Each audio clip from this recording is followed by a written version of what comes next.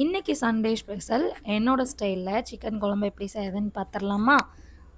ஒரு பாத்திரத்தில் சீரகம், குருமிளகு, வர கொத்தமல்லி, பட்டை, கிராம்பு, ஏலக்காய், வரமிளகாய் எல்லாமே போட்டு ட்ரையாக ரோஸ்ட் பண்ணி எடுத்து வச்சுக்கலாம்.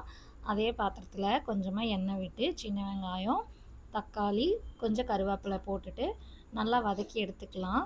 அதுக்கப்புறம் ஒரு மிக்ஸி ஜார் எடுத்து அந்த ட்ரையாக நம்ம வறுத்து வச்சுருக்கோம் இல்லையா, அந்த மசாலாவை அதில் போட்டு அரைச்சி எடுத்துக்கலாம்.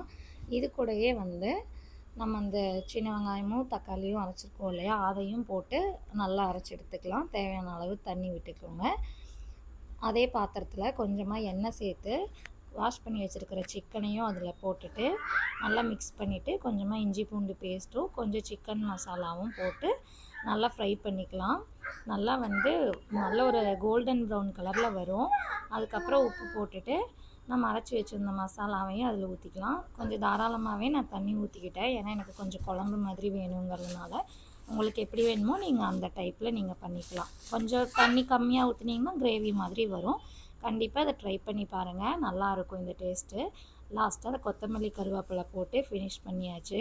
சஷ்டி குட்டிக்கும் சாப்பிட்றதுக்கு போட்டு கொடுத்தாச்சு. அவளும் சாப்பிட்டுட்டு ரொம்ப நல்லா இருக்குன்னு சொல்லியிருந்தா. நெக்ஸ்ட் என்ன வீடியோ போகலான்னு கமெண்ட்டில் சொல்லுங்கள்.